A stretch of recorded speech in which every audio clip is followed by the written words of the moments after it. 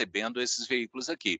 Você tinha essas linhas mecânicas, né, e a oficina que tinha que ser feita, os empregados ali com treinamento para montar e para preparar esses veículos. Quando a gente pensa, então, e reflete sobre essa questão, nós estamos numa situação muito semelhante. Nós temos muito da parte mecânica, da parte humana envolvida, né, nos sistemas que nós temos, e nós temos hoje a revolução digital, então, mudando isso aí, que é exatamente tirar dessa parte mecanizada, essa parte mecânica, e entregando uma situação mais digital, uma situação que seja mais tecnológica, ao invés de simplesmente mecânica. Vocês podem ver aqui, por exemplo, esse vídeo que foi feito lá no início dos anos Alex, 1900, desculpa, vou te ele vai interromper, você não está mostrando. compartilhando a tela.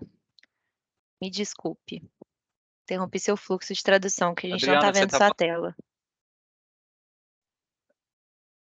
E mesmo esse modelo, o modelo T, por exemplo, da Ford, ele tinha a capacidade de dirigir nas estradas, como vocês estão vendo aqui, mas eles tinham, por exemplo, a capacidade de andar o off-road, que a gente fala, né, em estradas de qualquer terreno assim, muito melhor, às vezes, do que alguns veículos modernos que nós temos aqui. Por quê? Por causa dessa adaptabilidade que eles tiveram que fazer.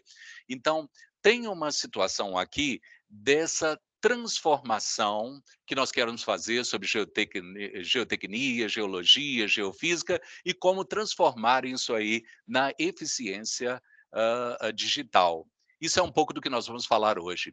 Então, refletindo um pouco sobre a questão dos dados geológicos, geotécnicos 1, 2, 3, né, desde o início até, nós temos aí a Revolução Industrial impactando esses dados geológicos, geotécnicos, geofísicos, em relação ao que estava sendo feito em termos de tecnologia. Eh, Hoje nós temos a vantagem de ter, por exemplo, o posicionamento de satélite. Isso trouxe uma grande mudança para nós em relação a essa toda essa abordagem digital que nós temos hoje em dia, esse posicionamento, por exemplo, de situações geológicas, geotécnicas no mundo inteiro, pode ser feito por via de satélite. Isso mudou, então. A questão do subsolo, por exemplo, nós podemos analisar o modelo analógico, por exemplo, e ver que o modelo digital apresenta muito mais vantagem, muito mais situação. O mundo está mudando muito mais rápido.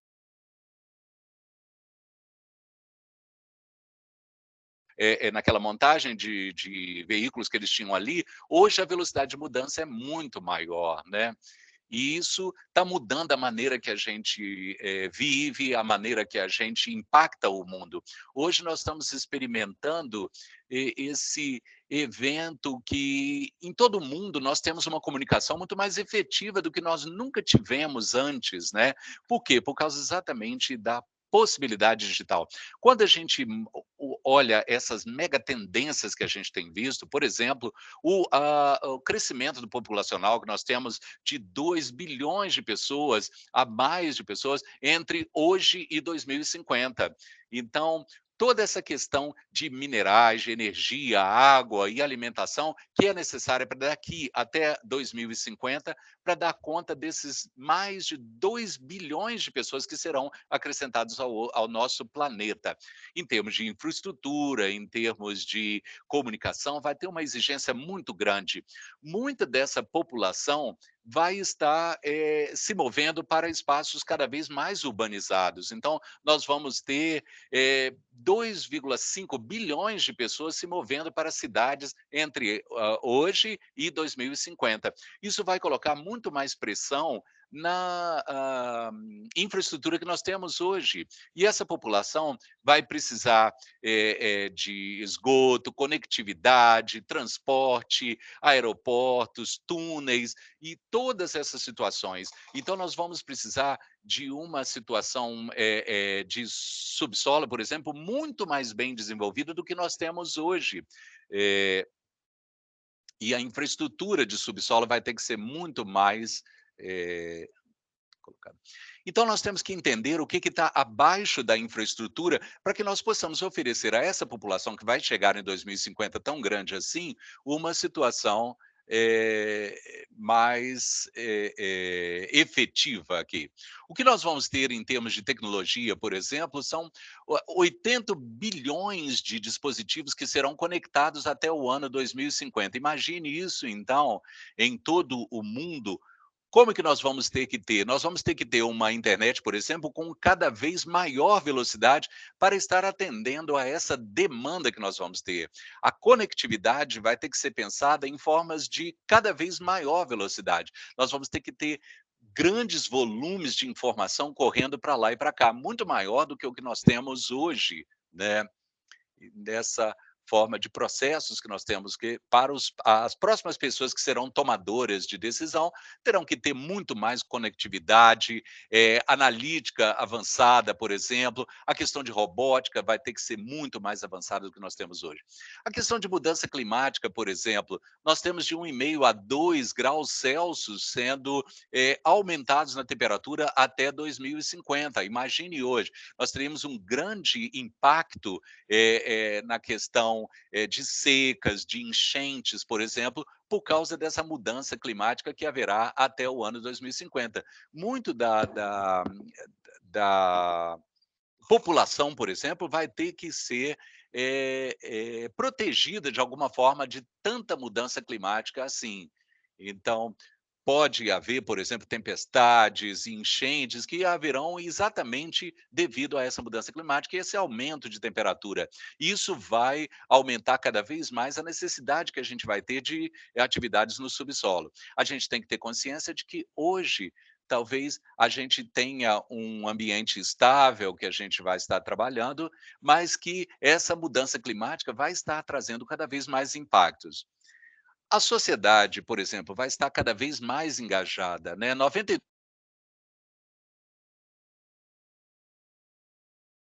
mais inclusivo em relação a meio ambiente, segurança, e sustentabilidade. E isso, vai precisar que a gente se mova cada vez mais rápido de forma sustentável e coletiva. Eu vou entrar um pouquinho mais de detalhes sobre a questão de aprendizado, por exemplo, o que a gente chama de deep learning, por exemplo, que é o aprendizado profundo. Nós vemos no nosso setor, por exemplo, que é muito determinista, né? Nós temos ver uma questão de curva de projeto, por exemplo, que é às vezes linear. Mas por trás dessa questão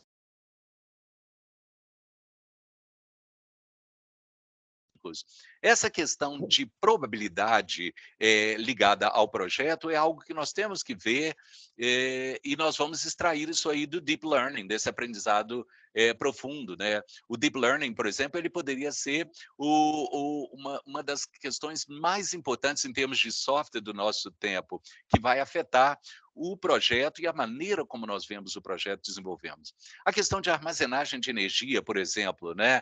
Isso aí é que vai trazer a energia para o crescimento na mobilidade global e na questão de energia renovável aí, né?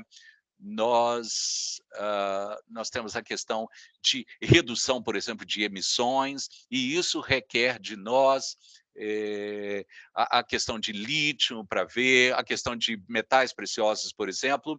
Isso nós precisamos para chegar a essas metas de transformação que nós vamos ter necessidade para que nós tenhamos um mundo mais sustentável. Robótica. Os robôs estão chegando, né, estão cada vez mais presentes na nossa sociedade.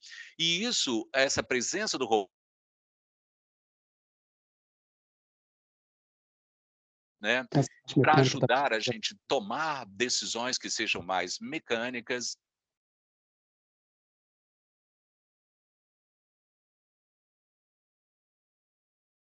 Isso pode ser feito através de algoritmos e machine learning, quando você pode determinar quando você começa o teste, termina o teste, coisas tipo de precipitação, dissipação, e essa seria a próxima geração de máquinas que vão estar sendo lançadas ali mesmo aí nesse espaço de sondas, à medida que a gente vai vendo as sondas se tornando mais robotizadas, né, onde você tira as pessoas ali da linha de fogo, por assim dizemos, né, e deixamos elas longe do perigo, em um local bem mais seguro.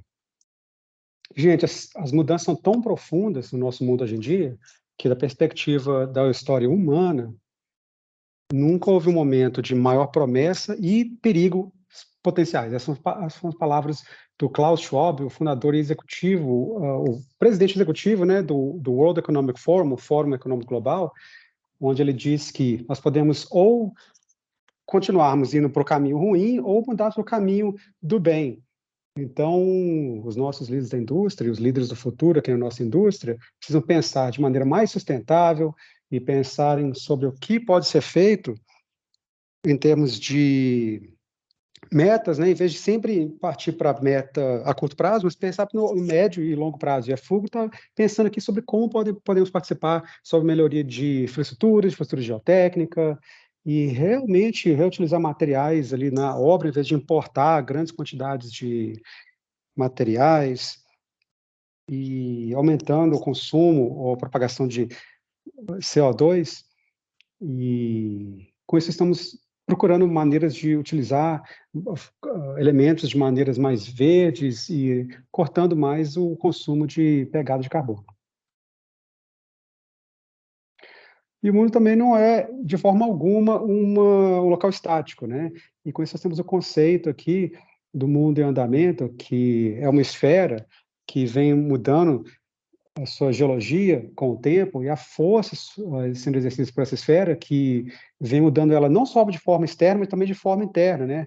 Forças como a gravidade, assim como outras, e nós apreciamos o fato de que o globo não é perfeito em sua esfera e vem mudando ao longo do tempo, ou através de forças gravitacionais ou tectônicas. Então é essencial entender onde nós estamos e como nós estamos mensurando essas forças sobre a subsistência e as pessoas envolvidas. Então é importante que nós monitoramos isso ao longo do tempo para que possamos ter mais controle sobre isso. Nós levamos vocês agora para uma jornada no projeto de caracterização, no caso aqui é uma fazenda eólica, onde nós digitalizamos essa obra. Primeiramente, entendemos as condições climáticas, fazendo algumas triagens para a gente poder obter um modelo geológico que nos permite informar os clientes, os projetistas, sobre como melhor instalar essa infraestrutura com a mínima quantia de incertezas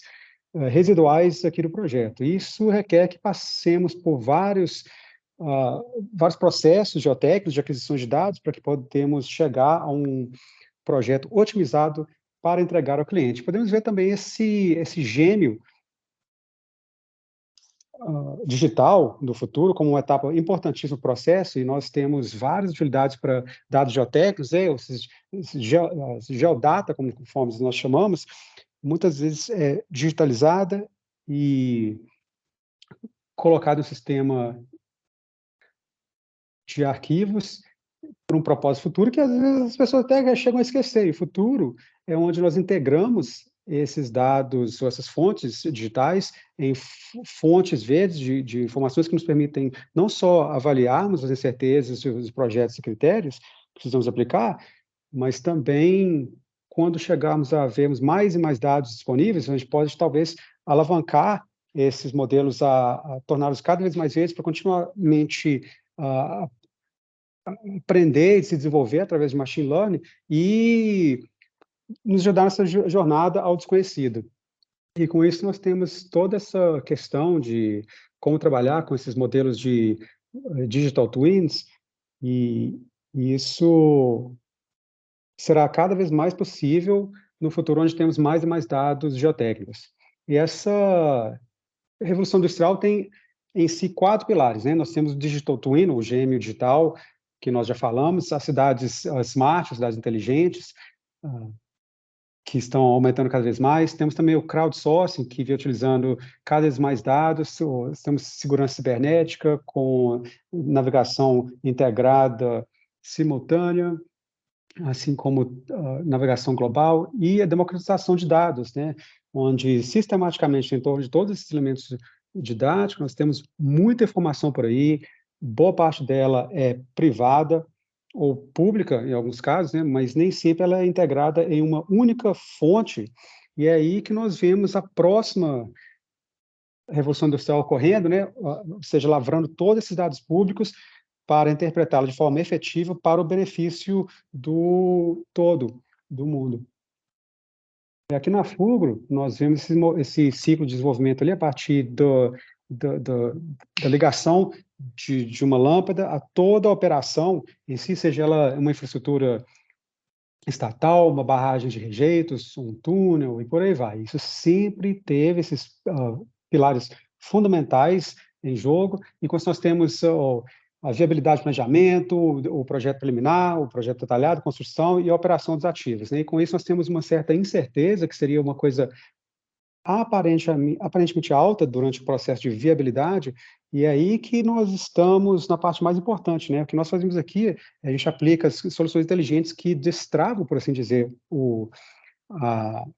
as incertezas para permitir que esse risco seja transmitido a um nível mais baixo ao longo das outras fases. E continuamente nós utilizamos diferentes técnicas para aplicarmos a verdade nas investigações e nível de calibração e dados analíticos, assim como o geomonitoramento das construções, para nos permitir continuamente diminuirmos essa incerteza a um ponto onde as incertezas residuais na operação dos ativos ela é baixa o suficiente ao ponto de que o ativo possa desempenhar as suas funções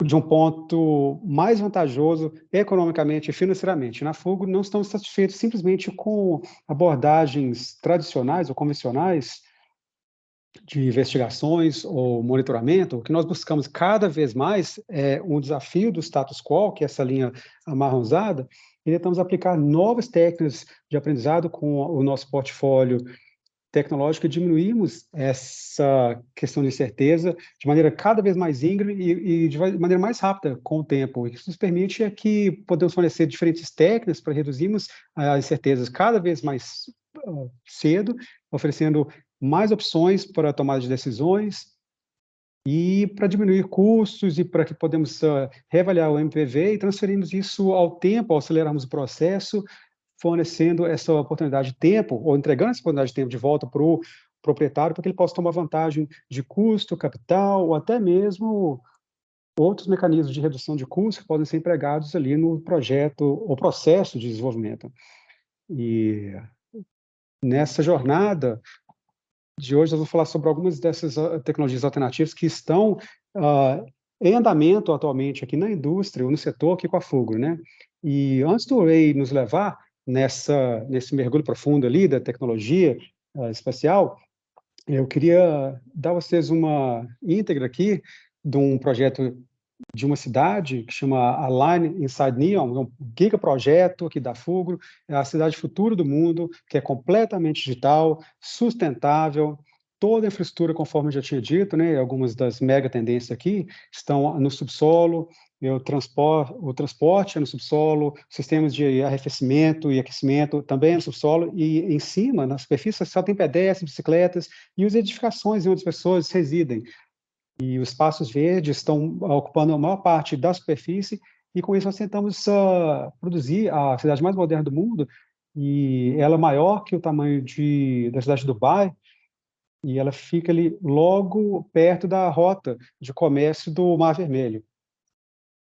E com isso nós temos essa linha aqui, ó, onde temos um módulo, uma seção dessa cidade, onde podemos investigar um deserto e entender melhor quais são as características, utilizando técnicas alternativas para destravarmos, digamos, a história e as incertezas ali do terreno, do solo, né? E que nos leva à parte final, que é onde a infraestrutura é construída naquela linha, o que seria necessário para atingirmos um projeto mais eficiente ao longo do tempo e atingirmos maior eficiência, no final das contas, né, de forma geral. E com isso nós precisamos pensar qual a forma mais eficaz de empregarmos os recursos de forma sustentável no deserto para que possamos atingir essa meta. E, mais uma vez, nós utilizamos o enquadramento de geoframe, onde temos técnicas de triagem para cobrirmos maiores espaços e através de processo de alta resolução e através do tempo nós conseguimos aprofundar mais ainda nas investigações com geomodelos e desenvolvemos tudo isso em uma solução de projetos onde o cliente possa, com confiabilidade, pegar essas soluções e saber como eles vão conduzir a linha do projeto. Então, nós chegamos de um nível de alta incerteza no começo a um nível de baixa incerteza residual, onde a infraestrutura pode ser empregada com maior sucesso comercial. E é aqui, gente, que eu vou convidar o Ray para nos levar à parte tecnológica da apresentação de hoje. Pausa o vídeo, por favor, Leonard. E obrigado mais uma vez. Bem-vindos a todos que estão aqui presentes. Eu sou o Ray Ward. Eu vou falar um pouco aqui hoje sobre tecnologias avançadas que recentemente foram desenvolvidas para aprovarmos a gestão de risco na entrega de projetos capitais. E aqui na indústria, nós aceitamos que boa parte dos riscos estão ali na parte dos projetos de engenharia civil. E é de suma importância, né, caracterizar de forma adequada aqui as condições do subsolo para permitirmos um projeto eficiente ali da fundação para que ela seja econômica o suficiente para construir, mas evitar também surpresas durante o processo da construção em si. Então, aqui hoje, eu vou descrever 3 tecnologias avançadas para nos dar um melhor entendimento das condições do subsolo, assim como as suas inerentes variabilidades. A primeira delas é conhecida como os SWANS, que seria Surface Way, Ambient Noise, Seismology. Vou traduzir de grosso modo em português, sismologia de ruído de ambiente da superfície, onde nós empregamos um grande número de sensores geofísicos na superfície do subsolo e utilizamos sinais do ambiente gerados no fundo da Terra e através de atividades antropogénicas para adquirirmos dados durante um período de 7 dias, né, no local de interesse, e para obtermos a resolução e fidelidade necessárias, a gente vai empregar ou centenas ou milhares desses sensores da superfície. Vocês podem ver ali, ó, que há várias fontes de vibrações sendo geradas nas áreas urbanas, e esses dados são coletados, analisados, para a gente fornecer ali um modelo tridimensional do subsolo, com a velocidade, a onda de velocidade de deslizamento, que fornece ali toda a diferença. Então, nós podemos, a partir dali, utilizar esses dados para melhor almejarmos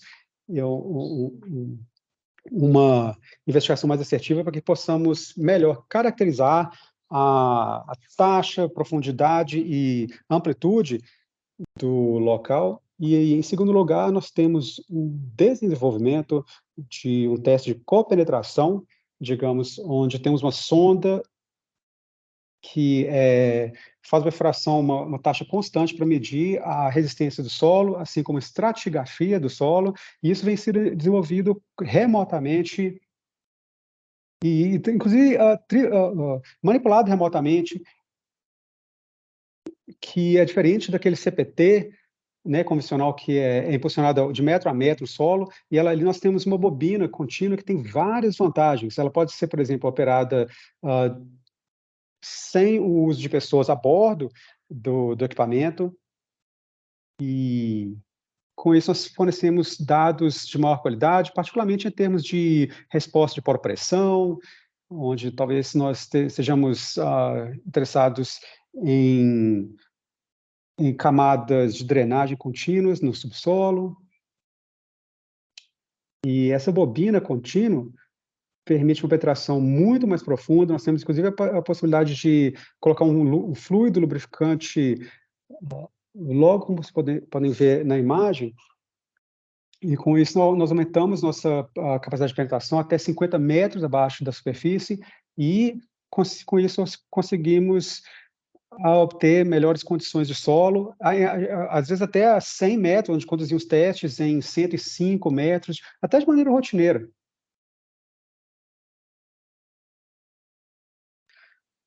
E com um número relativamente grande desses testes, né, ao longo do local, do terreno, conseguimos entender melhor as propriedades geológicas, estratigrafia da região, e com isso adquirimos dados de alta fidelidade analisamos esses dados de forma adequada e, com isso, fornecemos os conselhos necessários para um projeto seguro e efetivo em termos de custo e também uma maior segurança. E, inclusive, esse equipamento vem sendo utilizado no Brasil, ele está sendo usado para investigar barragens e rejeitos que precisam ser analisadas em altos detalhes devido ao seu processo de caracterização. Um dos aspectos mais importantes do trabalho que vem sendo feito nessas barragens é que o nosso cliente não quer nenhuma pessoa com os pés na estrutura, né? Então a gente está operando esse equipamento de forma remota, a distância até de 150 metros de distância do painel de controle. O vídeo está rodando, gente? Lênis, dá um alô aí. Tá sim.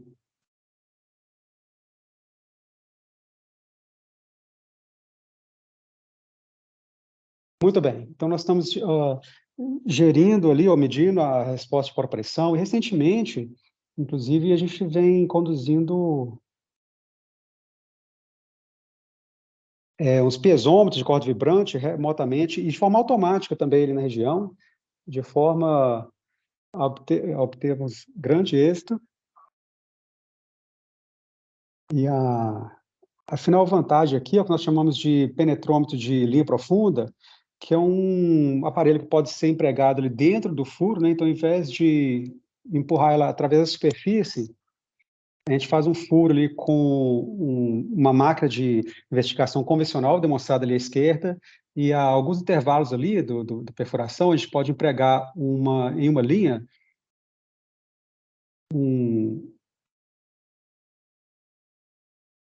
um aparelho que força um penetrômetro dentro do solo, na base do furo, e podemos ver ali o aparelho, né, sendo introduzido ao furo, descendo ali a base, né, se acoplando ali à ponta e conduzindo um teste de penetração a torno de 1,5 metro no solo, abaixo da base do furo. E com essa tecnologia, nós conseguimos fazer testes de cones de penetração em camadas de alta resistência que geralmente são altamente complexos para uma máquina convencional. E podemos também alternar amostragens diferentes com grandes dados de alta tecnologia, de alta qualidade, né, do perfil do solo, para obtermos os melhores dados possíveis para permitir um melhor projeto das fundações.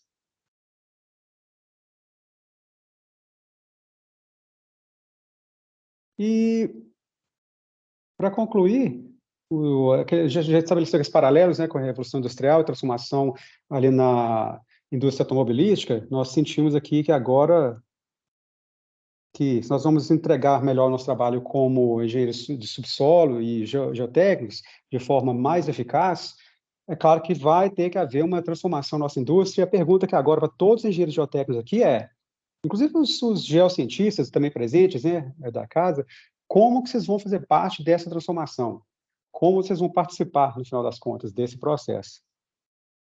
Obrigado, Ray. Então, isso conclui a apresentação. Eu gostaria de agora abrir para perguntas e respostas, qualquer coisa que a gente puder ajudar aí no andamento aqui do fórum. Fique à vontade, gente.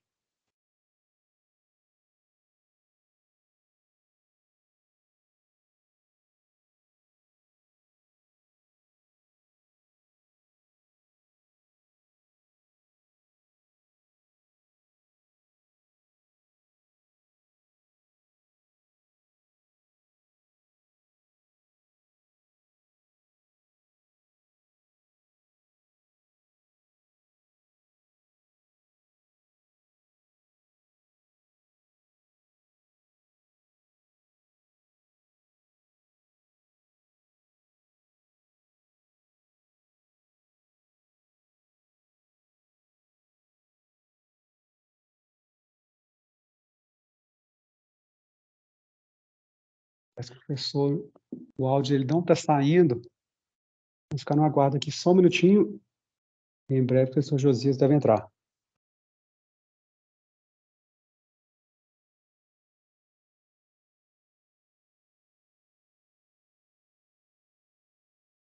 Qualquer coisa, professor Josias, se Aqui, você quiser ficar vê se agora está saindo. na sala de tradução e eu interpreto aqui na sala Ok. principal em inglês, pessoal. Tá. Vê se agora está saindo o som aí. Eu vou estar saindo aqui na sala 2. Isso, é para sair na sala 2, onde nós estamos falando em português.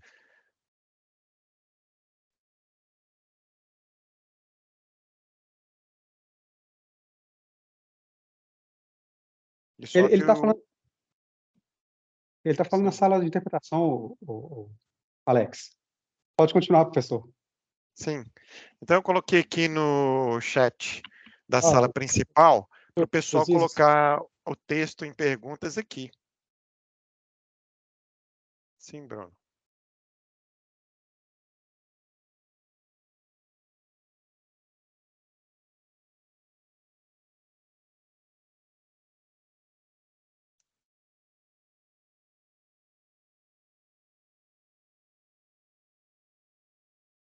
Agradeço até um momento aí ao Leonardo, a Fugro.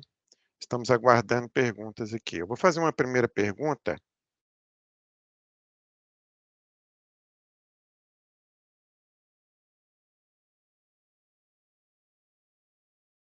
pode fazer, professor.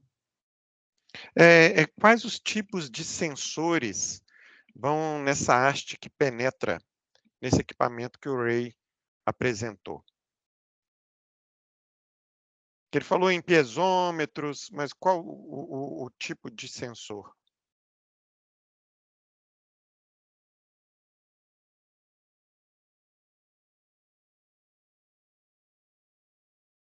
Olha, que esse teste de penetração ali do cone, né, ou seja, o sensor que é empurrado ali no solo, ele tem diferentes células de cargas e de poropressão que pode chegar a medir resistência de penetração, em termos da resistência ali da tecnologia cônica e a fricção também ali na luva. Então, a resistência na ponta cônica nos dá uma boa medida da resistência do solo ali in situ e a taxa de fricção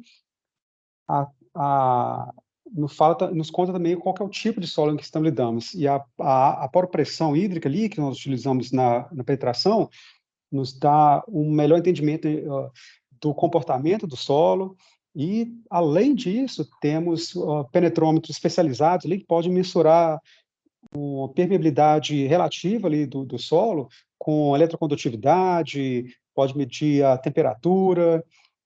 Então, há vários parâmetros aí que nós podemos configurar ali, né, no penetrômetro, dependendo da investigação ou da finalidade, mas a aplicação mais comum ali é o que nós chamamos do piezocone, que mede a resistência da ponta, a fricção ali da luva ou da manga, né, e a geração da água ali durante a poropressão. Alex? Entendi. E como você estava mencionando antes, os piezômetros podem ser utilizados, podem ser instalados por esse sistema de tubos, né? Os piezômetros podem ser instalados pelo sistema de tubos. O Ray tinha falado isso anteriormente. Entendi. Eu fiz uma outra, enquanto os alunos não estão colocando, eu estou colocando pergunta aqui. No chat eu coloquei escrito aí também, e vou ver se você consegue comunicar aí com o Leonardo ou o Ray. Qual a dimensão da malha entre furos para obter o perfil do horizonte do solo? A distância entre esses furos.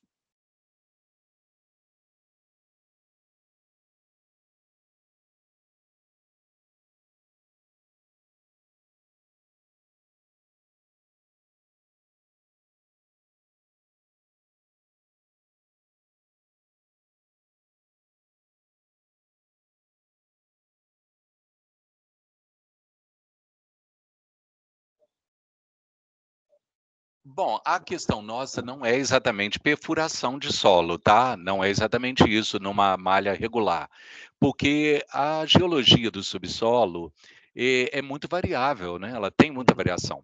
Então, em relação a isso, eu diria uma outra abordagem, que é a questão de sensoriamento remoto geofísico, aí, através de reflexão ou resistividade, né, eletroresistividade, eletromagnetismo. E isso inicialmente indicaria aí as características ou feições geológicas que a gente teria no subsolo, tá? Que, como eu disse anteriormente, variam bastante, né? E a questão de investigação é uma combinação de furos com a questão de testes in situ, ensaios in situ, como o de penetração por cone. Isso é exatamente para que a gente possa investigar toda a faixa que a gente tem ali no subsolo, né? Isso nos dá interpolação suficiente para a gente fazer investigações de melhor monta, né? O que eu vejo no setor, o que eu tenho visto acontecendo, é que as pessoas frequentemente usam a questão de investigação no local ali, como referenciamento para a questão geológica. Mas o que deve ser feito é a questão de subestrutura geológica. Isso é que deve ser o foco ali. Porque se a gente não levar a subestrutura geológica em conta, o que pode acontecer é que a gente pode perder feições que são significativas ali do solo. No final das contas, o que a gente quer é uma investigação bem feita, né? E às vezes o ponto zero que a gente quer, 1 ou por cento mais ou menos. É muito importante a gente ter uma abordagem racional para entrar nessa questão da investigação e tê-la de uma forma mais efetiva. O Leonardo falando, bom, quando a gente olha o setor médico, por exemplo, a gente pode ver aqui, por exemplo, quando você faz várias biópsias de um corpo, por exemplo, você está tentando medir de várias formas diferentes o que acontece com aquele corpo. Quando você entra, por exemplo, numa ressonância magnética, você já está tentando escanear aquilo ali de forma diferente para você entrar em outras camadas mais profundas que possam te levar uma compreensão mais complexa daquilo ali. Então, o que nós estamos falando é exatamente sair dessa questão metódica, convencional, e entrar numa situação de menor volume do solo, para que a gente possa entrar em outras camadas mais profundas e apresentar uma investigação com uma triagem melhor, com uma para a gente ver essa questão do volume tridimensional e ver qual é a amostra que nós temos e determinar se nessa amostra tem anomalias ou não. Então, seria fazer uma investigação mais profunda. É o que seria a comparação entre um raio-x e uma ressonância magnética. É o nível de profundidade que você tem ali aumentado. Entendi. Parece que tem algumas perguntas ali no chat, né? Vamos ver se tem. Os dois tem. Okay, Ray, I'll interpret the questions for you, okay? So there's the next one. The next question comes from Talita Azevedo de Andrade, as you can see, symbolized by TA here. Está sendo estudada a possibilidade de retirada de amostra a partir do deep drive ou outro equipamento? Okay, she's asking if there's any possibility of having a sample collection by using deep drive or any other type of equipment. So is deep drive able to collect samples also, not only to drill and install equipment? Does it make sense, Ray? Bom, isso é algo que tá em desenvolvimento ultimamente, tá? O Deep Drive, ele hoje, ele está operando e já está em operação no Brasil, em algumas mineradoras aqui, para fazer ensaios in situ, né? Então, é mais de perfuração. E para instalação de equipamentos geotécnicos, como piezômetros, por exemplo. Então, hoje não tem essa retirada de amostras, mas estamos estudando essa questão de ter essa possibilidade de retirada de amostras usando o Deep Drive. Mas nós desenvolvemos, por exemplo, perfuratrizes ou sondas que conseguem chegar a profundidades até maiores do que o Deep Drive. Então, seriam os outros equipamentos que você está perguntando. Sim, já estamos vendo isso. A gente pode ter o controle ali a partir da superfície e usando essas perfuradrizes ou sondas que atingem a profundidades de até 3.000 metros ali. As amostras, então, elas podem ser retiradas. Há essa possibilidade, sim, mas a tecnologia não chegou nesse ponto de termos isso aí operacional ainda 100%, certo? Especialmente em relação à caracterização do solo. Então, usando o Deep Drive, isso aí ainda está em desenvolvimento, mas há outros equipamentos que já temos utilizado, ainda não operacionais 100%, para fazer essa retirada de amostras, respondendo a sua pergunta. Ok, Thalita?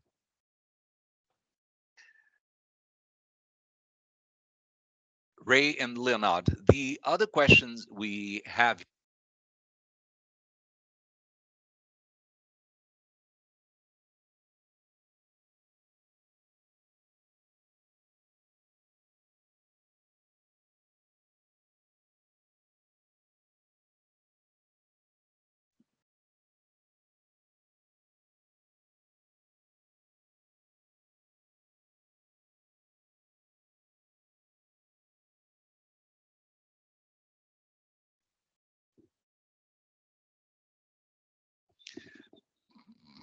Bom, quais as áreas que nós estamos trabalhando, então? Deixa eu tentar colocar isso para vocês. Para a questão de investigação de maciços rochosos, nós temos a questão de taludes rochosos que estão sendo vistos. E nós vamos avançando na fotogrametria dessas questões, em relação à superfície de taludes. Isso vai dando uma ideia muito melhor em relação ao conjunto de juntas que se tem ali. Em quais são as juntas, em termos de direção, mergulho, etc. e tal. Isso tem uma significância muito grande em termos de estabilidade. Quando nós falamos em maciços rochosos, que estão além, por exemplo, da profundidade da superfície, o que a gente tem ali é mais a questão de sensores geofísicos que podem ser usados, né? Que podem ser colocados ali, descidos pelo furo de sonda, para que fazer. Isso seria uma questão mais ótica, né, que você pode utilizar, que uma tecnologia que pode levar abaixo do lençol freático ali, e que você tem a superfície ali do furo de sonda, e você pode identificar a questão de juntas, né, que aparecem ali nas paredes do furo de sonda. Então, a densidade da junta, por exemplo, às vezes pode ser confusa em relação a algumas quebras que podem haver no furo de sonda, né? E o comportamento que se tem da perfuração. Os desafios que a gente tem tido de examinar as juntas, por exemplo, um testemunho que seja retirado ali, é em relação a direção, por exemplo, que se tem ali, porque o testemunho, quando você tem ele no barrilete ali, você tem que usar algumas ferramentas específicas e às vezes você não consegue estabelecer a direção da junta a partir disso aí. Então, aí você tem que ter um perfil sônico ali de todo o furo de sonda ali para mostrar essa variação. Isso aí pode mostrar de forma mais precisa a direção e o mergulho que você tem dessas questões. Isso aí seria o que nós estamos utilizando ultimamente em termos de entendimento da fundação de maciço rochoso. Was that, Ray? I didn't hear you. The last sentence. Sim. Oh, yes.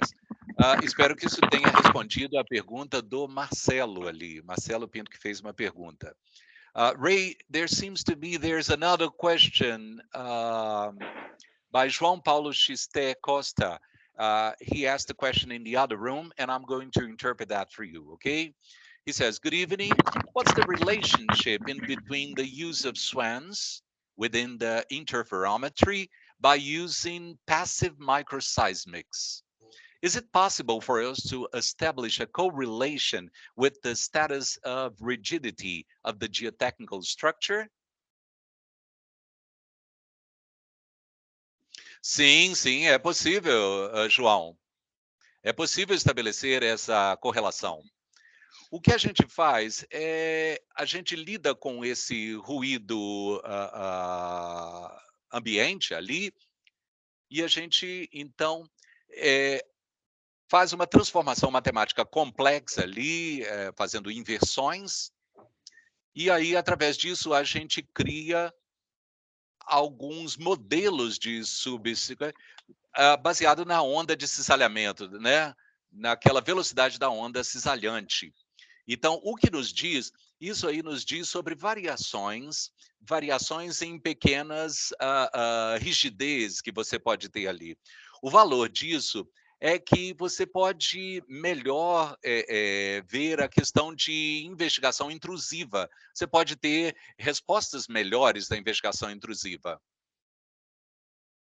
E você pode ver as condições do subsolo ali. E pode se assegurar que você não tenha uma confiança falsa, né? Uma falsa confiança em termos do que você obteve de dados ali. O que é importante quando você está olhando em questões de estruturas lineares é essa questão de quando a gente olha, por exemplo, túneis e questões desse tipo, porque você pode ter uma feição de uma estrutura linear que vai sofrer tensões naquele local ali, né? Então nós precisamos ter certeza de que nós caracterizamos de forma correta as partes mais vulneráveis daquilo ali, para que a gente possa ter certeza que a gente vai fazer o projeto de forma de acordo com aquilo que a gente observou na investigação. Então, estruturas como barragens, por exemplo, aí já é outro caso. Você tem que ter certeza de que você tem a geometria bem estabelecida ali durante a investigação, por exemplo, em 200 metros ali da estrutura. Nós temos confiança, por exemplo, de que os dados que a gente obteve são reais, que a gente não tem uma falsa impressão de segurança ali, porque talvez a gente possa ter perdido algum local ali onde o terreno tenha sido investigado. Então, a SWANS, essa tecnologia SWANS, ela usa o ruído ambiente ali, né, sísmico. Então, nós temos uma eficiência melhor. E a qualidade que nós temos aí, se você tiver muito ruído ambiente, você vai ter significativamente o que vai acontecer com você é que você pode melhorar a efetividade da investigação intrusiva. Nós estamos trabalhando bastante também para ver como que a gente pode melhorar essa correlação que você falou do estado de rigidez da estrutura geotécnica, né? Isso aí, a gente tem que usar mais propriedades e parâmetros geotécnicos para fazer isso aí. Nós temos aplicado bastante esforço em melhorar essa correlação aí do estado de rigidez da estrutura geotécnica.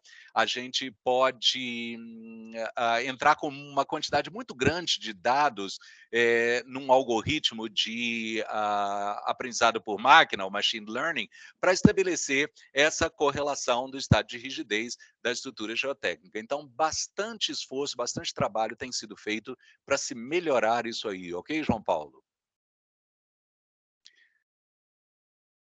Another question that João Paulo has asked, and it seems to me there's a complement to what he has asked, Ray, is that do you think it would be possible for us to run a program, a drilling program, that's what it means, and by using the method for a continuous monitoring status? So would it be possible for us to use continuous monitoring during a program? Sim, João. Essa é uma outra área que você está colocando, né? A questão de método para um monitoramento contínuo. Isso depende da qualidade de informações que você obteve na sua investigação. Tem várias aplicações diferentes que você pode medir a questão de perfuração, né? A pressão, o comportamento da perfuratriz, da sonda, a maneira que você penetrou ali. Então, isso aí você vai ter mais informações. Essa é uma área que frequentemente é utilizada e nós temos trabalhado bastante, a questão de subsolo, por exemplo, que tenha calcário, onde você vai ter algumas feições que precisam ser observadas ali. Às vezes, quando você está fazendo perfuração em questões muito desafiadoras ali, é a dificuldade de você determinar a questão porosa ali, quando você tem amostras que sejam muito porosas. Você, às vezes, pode estar perfurando em vazios, em cavidades, né, que você pode ter. E dali é difícil tirar uma amostra daquela questão. Então, as medições que são tiradas ali, enquanto você está perfurando, você tem uma imagem muito melhor da área ali, se você conseguir fazer isso num solo que não seja desse tipo, né. Então, isso abre a possibilidade, no futuro, da gente fazer medições e enquanto você está perfurando fundação, por exemplo, ou, perfurando, canais, por exemplo. E você pode fazer correlações entre a perfuração e as, informações que você tem de uma perfuração tangencial, por exemplo. E isso você pode ter garantia de qualidade, por exemplo, e controle de qualidade nos dados que você obtém dali. Isso que você pode fazer é reduzir a incerteza que você vai acrescentar na questão do processo de projetar, de como você vai fazer os seus projetos. Porque no momento, o que nós temos que trabalhar com fatores de segurança, né, por causa da incerteza. Não só na questão do solo, né, das condições do solo que você tem, mas da aplicabilidade dos métodos de projeto que você tem. Então, tem muito valor que você pode ter na engenharia geotécnica, a partir de desenvolver uma calibração específica para o local onde você está investigando. E então, exatamente como que você vai fazer essa previsibilidade do seu local. Então, com a disponibilidade do que a gente chama de Big Data, né, a gente vai conseguir analisar melhor um volume tão grande de dados, né, e ver a transformação de toda a filosofia de exploração e investigação geotécnica que a gente tem hoje em dia. Vai ficar uma situação mais barata, inclusive, porque a gente vai usar mais tecnologia. Isso é um paradoxo, pode parecer para muitos, mas é verdade. A gente pode fazer campanhas geotécnicas de forma até mais barata a partir do desenvolvimento das tecnologias que nós temos hoje. There's another question here in the chat room. I'm going to interpret that. It's by Professor Josias. Well, and he's asking directly to Leonard. Leonard, could you please clarify what you had said beforehand and give us a better idea about that city below the surface, the city in the subsurface you were talking about? What would you say about Fugro, for example? Where is Fugro developing this city project in the world? Could you please clarify that and provide us with more information about that? Lógico, professor, sim. Eu vou mostrar alguns slides aqui, onde eu acho que a gente vai entender melhor sobre isso, professor. Olha só. Deixa eu mostrar aqui o que nós estamos fazendo nesse local, essa gigacidade, como nós chamamos, essa mega cidade aqui. É na Arábia Saudita, tá? Que nós temos na parte noroeste da Arábia Saudita, próxima ao Mar Vermelho. Então, nessa serra aqui que vocês estão vendo, perto do deserto aqui, nós estamos fazendo esse projeto aqui. Então, tem muita beleza aqui que a gente pode ver nesses locais.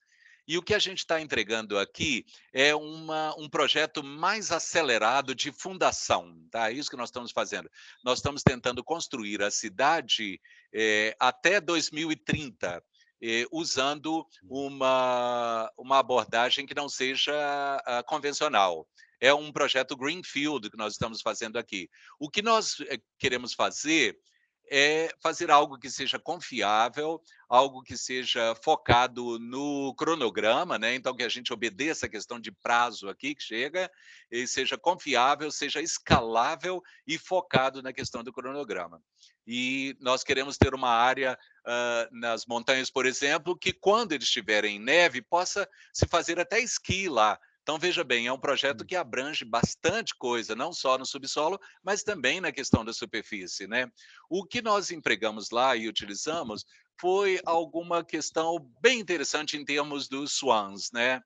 É uma revolução da forma que a gente tem de investigação intrusiva. O que nós propusemos, de acordo com o Ray falou ali, é a questão de nós usamos 6.500 nós ali, né? 99,7% de recuperação. Nós temos 8 tera de vibro seismic data que a gente consegue fazer ali e 512 receptores sem fio que a gente tem ali no comprimento ali de 1 quilômetro e 300 metros. 1 quilômetro de comprimento por 300 metros de largura. Essa é a área que nós estamos explorando ali. Então, e 200 metros de profundidade ali, né? Isso nós estamos tendo o maior levantamento de onda sísmica de superfície do mundo, né? Leva 7 dias para a gente fazer, então, esse registro lá, com 14 registros e 3 recuperações ali. As medidas são de 1,1 quilômetros por 0,3 por 0,15 quilômetros de escaneamento. Nós temos 3 reuniões com os clientes para passar essas questões para eles, relatórios fatuais que a gente passa para eles. E aqui vocês estão vendo algumas fotos sobre a questão de... Os equipamentos que nós usamos são portáteis, como vocês estão vendo, o pessoal está levando nas costas ali muitos dos equipamentos, né? E tudo começa com essa questão que a gente chama dessa triagem inicial do local, né? A gente faz uma investigação ali com essas ondas ali sísmicas, então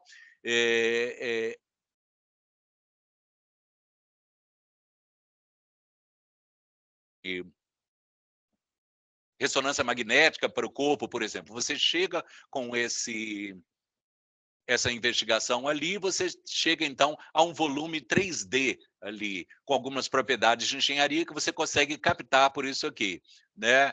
É altamente escalável essa situação. Você tem a variação espacial e você pode ver até variações da geomorfologia aqui. Isso é parte do que o Ray estava falando também. Essa da parte norte, da parte sul do bloco aqui, a gente pode ver mudanças, alterações geomorfológicas que acontecem aqui, por exemplo, durante um tempo geológico. Isso é bastante interessante o que a gente tem lá. E a gente usa reflexão sísmica, então, isso aí a gente conseguiu pegar, por exemplo, falhas, né? Questão de falhas geológicas ali no local, até 50 metros abaixo da superfície e até abaixo do bloco que a gente tem ali, indicando diretamente para os engenheiros que aquela falha ali poderia afetar o projeto da fundação. E aí vocês podem a gente pode programar ali o projeto de uma forma mais comprovada, uma forma que possa ter mais tecnologia envolvida, né? Bom, o que a gente tem aqui é o que a gente chama de um geocubo, né, que a gente faz, né? Com essas medidas aqui, a gente faz esse bloco e a gente dá uma visão mais holística do subsolo e da superfície aqui, mostrando todas essas faixas aqui.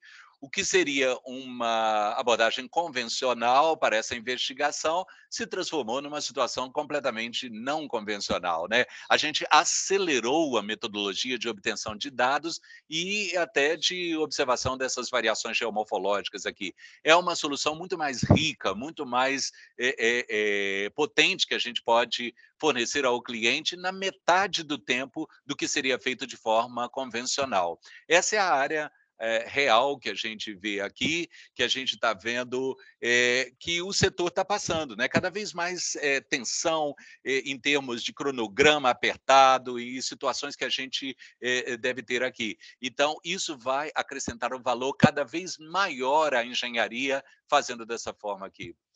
Eu acho que eu respondi, né, professor Josias, a sua pergunta? Foi respondida? I'm waiting for Professor Josias' question. Yeah, Leonardo, you have answered my question. Thank you very much. Tem outras perguntas aí no chat, você viu? There are some other questions here, Leonard, and I'm going to Antônio. translate one of them for you. Bruno?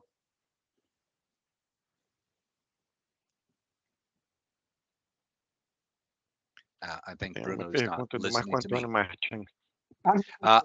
You're live on here. the So computer. can you see the chat room, Bruno, for you to translate the question? Okay, so pass it over to you. She's asking, what is the cost difference between this technology and the cost of a conventional CPTU test? What would be the benefits?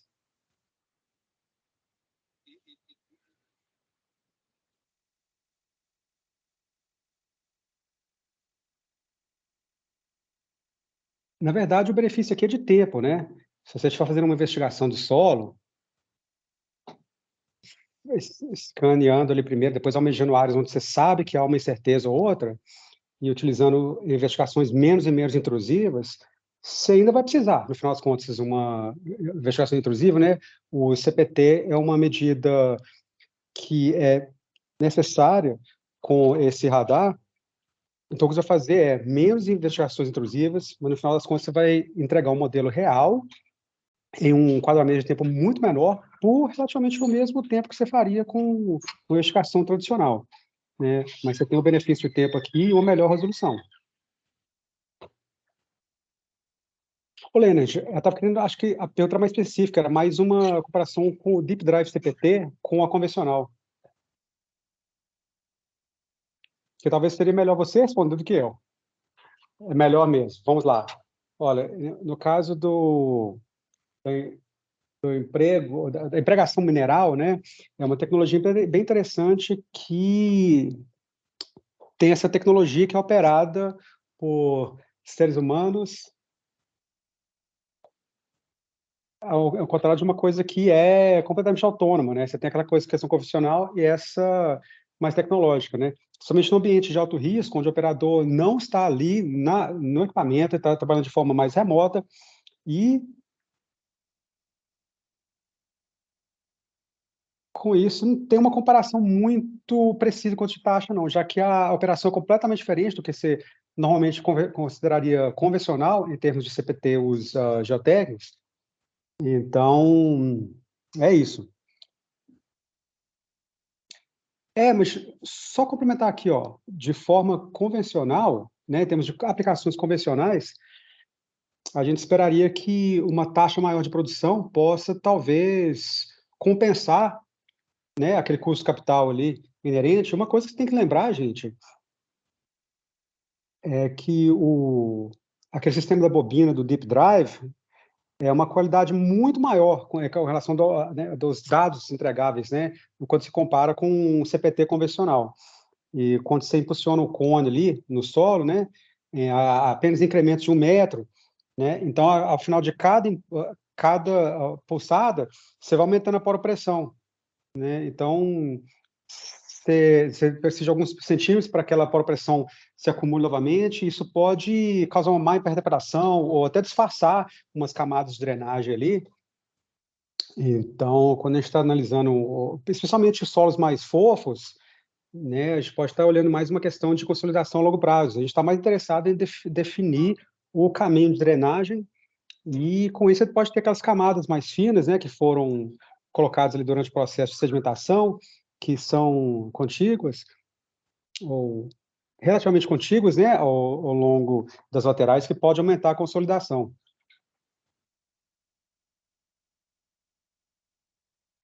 Acho que teve uma pergunta ali também, falando sobre os métodos geofísicos, né, que nós esperamos. Aquele Geotech 4.4. It's Marco Antonio is asking what are the main geophysical methods that you're considering or you're planning to use in the Geotech 4.0 revolution?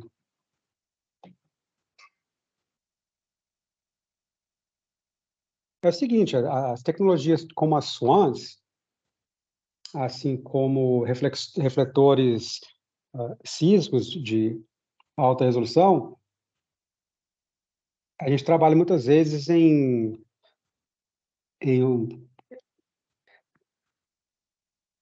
em aplicações marítimas, né, de reflexões sísmicas, e ali nós utilizamos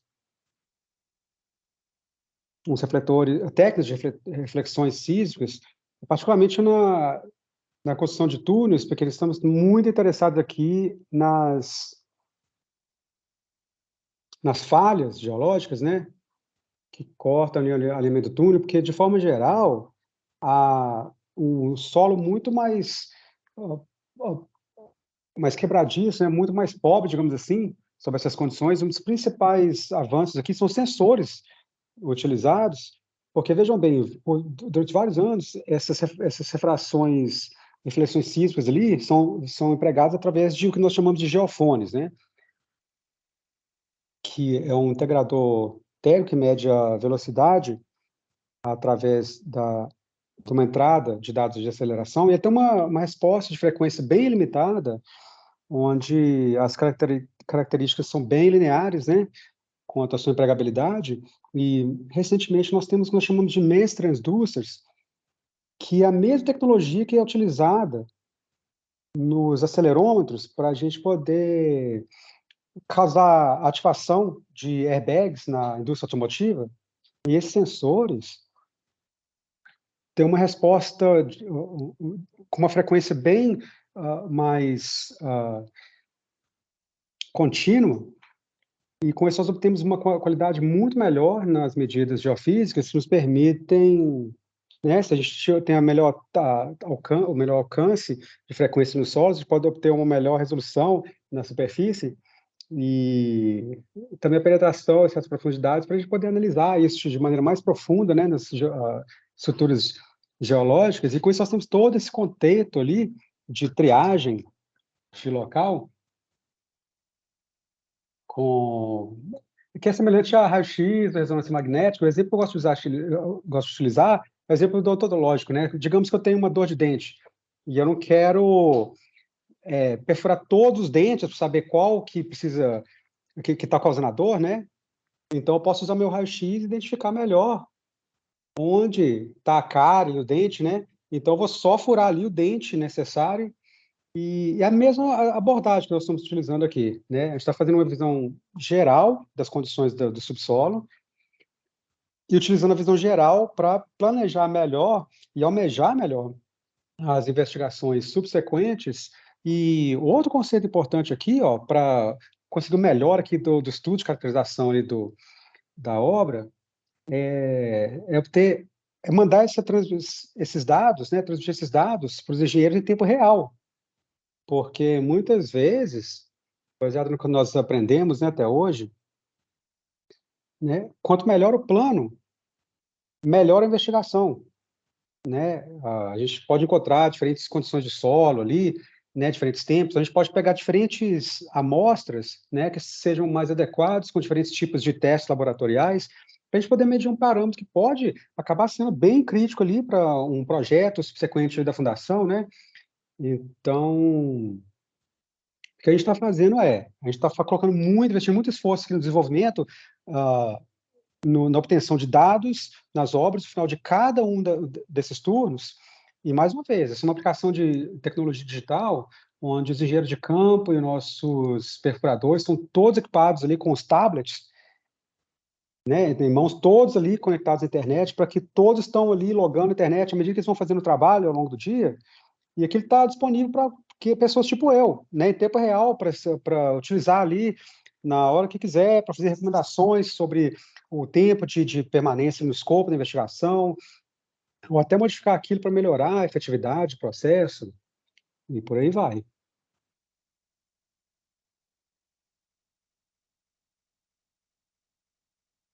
E tem outra pergunta ali de como a gente pode operar isso de forma remota, né, no chat. Olha, o sistema de rádio pode operar isso de forma remota ali em torno de 1 quilômetro de distância do local, né? Ou 750 metros, ou até mesmo 1 quilômetro, dependendo das condições locais. E outra coisa interessante, quanto ao trabalho que a gente vem conduzindo aqui no Brasil, né, devido às restrições ali de acesso de pessoas e nas barragens de rejeitos, a gente acabou desenvolvendo um sistema de segurança ali, onde, se o deep drive, digamos que ele estrague, haja um problema na maquinaria ali, na obra, a gente tem uma medida, a gente pode mandar um comando para o Deep Drive, de tal forma que ele pode cortar a bobina que foi empurrada ao solo,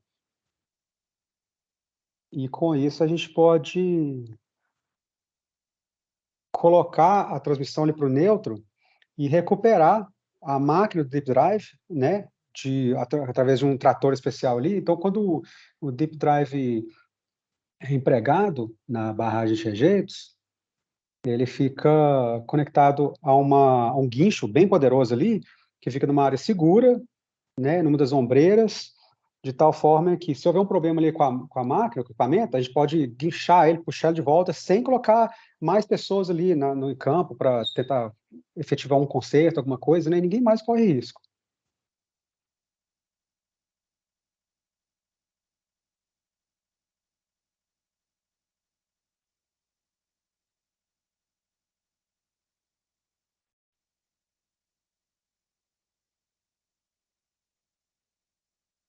Olha, eu não estou vendo mais perguntas ali.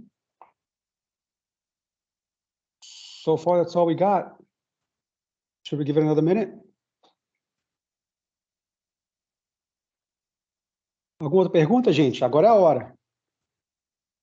Pode escrever ali no chat. Aqui tem uma do professor Josias. Professor Josias says that we have... Eu apenas notei aí que tem a presença de um dos professores, o Tiago Bretas, agradeço a presença dele aí, se ele quiser fazer alguma pergunta.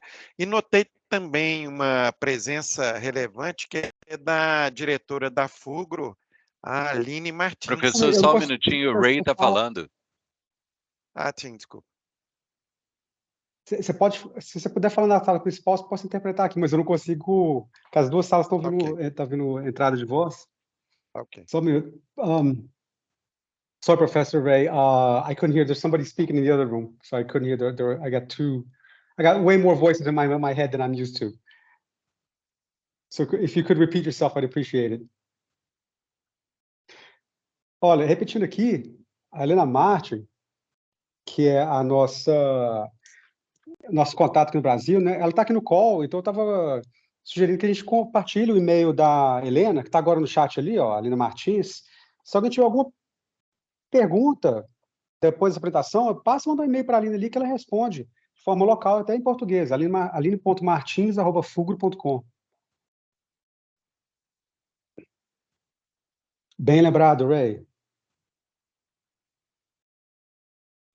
A gente está disponível aqui para discutir qualquer um desses assuntos, né, que vier à tona, então fique à vontade.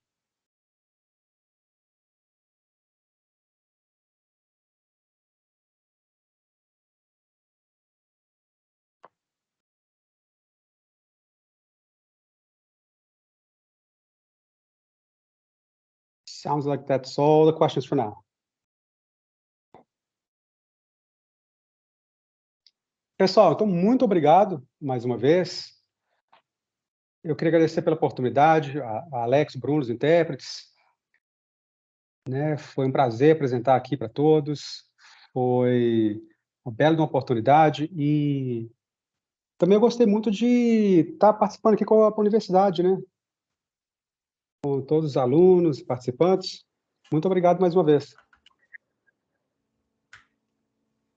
Eu agradeço aqui imensamente a presença, né, de todos. E não sei, aqui eu pus, sabe, a pergunta ainda aí para a Aline, se ela puder esclarecer, que eu tive com ela presencialmente, falando de desafios e oportunidades aqui no Brasil, o que ela tem encontrado de soluções dessas oportunidades aqui, especificamente em Minas Gerais.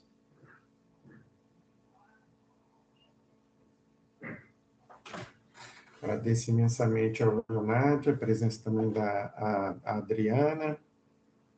Temos alunos, pessoal externo. Está aqui agradecendo.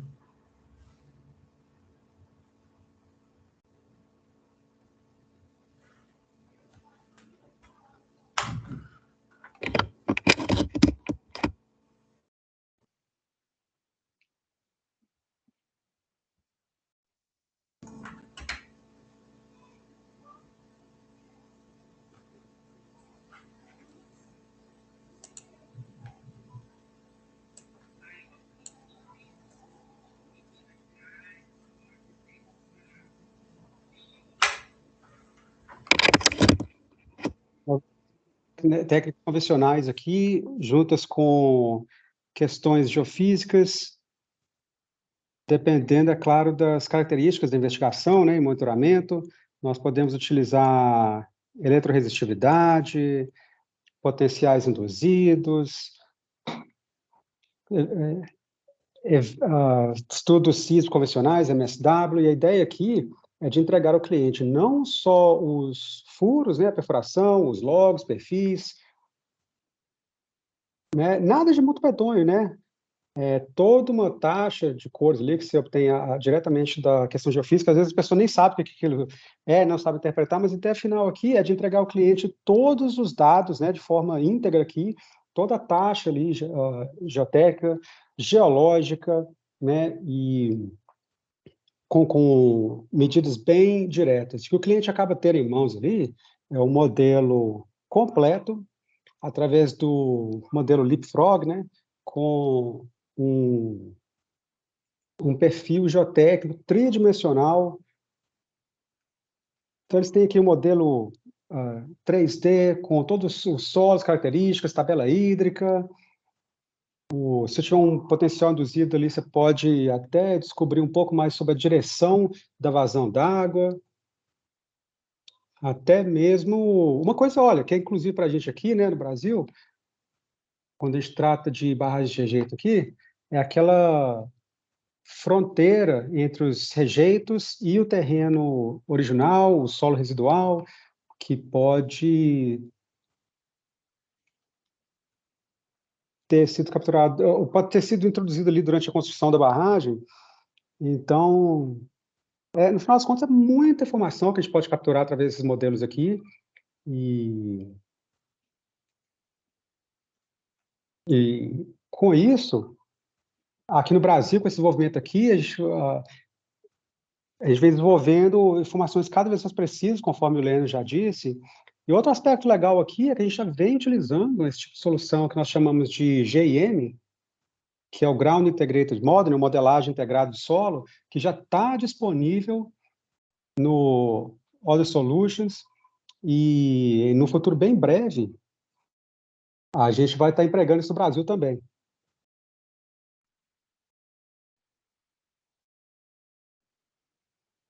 Obrigado, Aline. Alguma outra pergunta, gente? Ou algum Eu coloquei uma comentário? informação aí para o pessoal no chat. Eu queria só falar também que o Ray já esteve no Brasil várias vezes. Ele conhece muito bem a nossa modelagem aqui. Ele foi uma das pessoas que apoiou as fogo de maneira global, especificamente aqui no Brasil, né, no mercado minerário. E o Leonard fez a sua primeira viagem ao estado de Minas Gerais. Ele ficou impressionado, inclusive, com a qualidade e o número de profissionais que estão trabalhando no momento em soluções geotécnicas para tornar o mundo mais seguro, né? Inclusive de forma de trabalhar. I think there's another question here in the chat box that Marcelo asks for you to talk a little bit more about the integration between the investigations and the geotechnical models, if you could.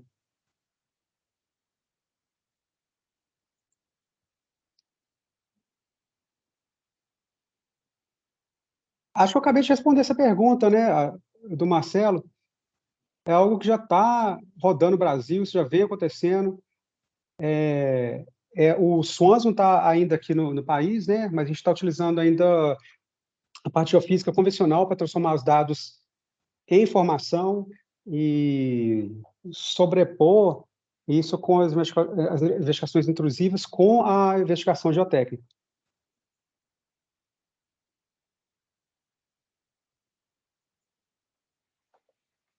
Uhum.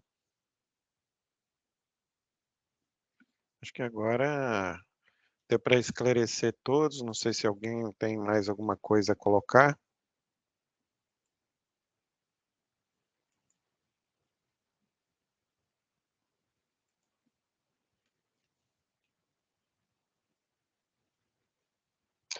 Ou fique à vontade, gente, mandar um e-mail também. Se não lembrarem agora, se tiver uma coisa posterior ao evento, né? Basta entrar em contato, ficarem mais que contentes com assistir com vocês, né? As potenciais aplicações, né, da tecnologia ou qualquer outra coisa do seu interesse aqui com relação ao nosso status atual aqui da Fugro.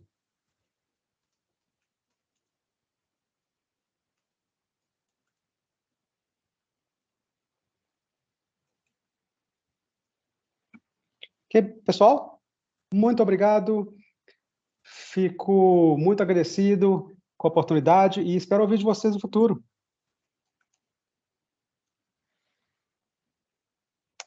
Muito obrigada a todos, mais uma vez aí a Aline, especialmente ao Leonardo, ao Ray Wood, aos intérpretes que atuaram muito bem, Alex e o Bruno, aos presentes, né, tiveram aqui uma boa participação.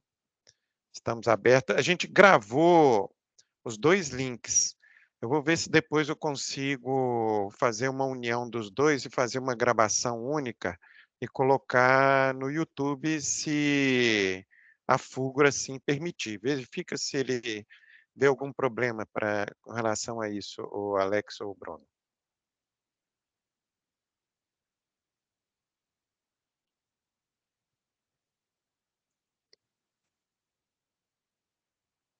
You are very much authorized.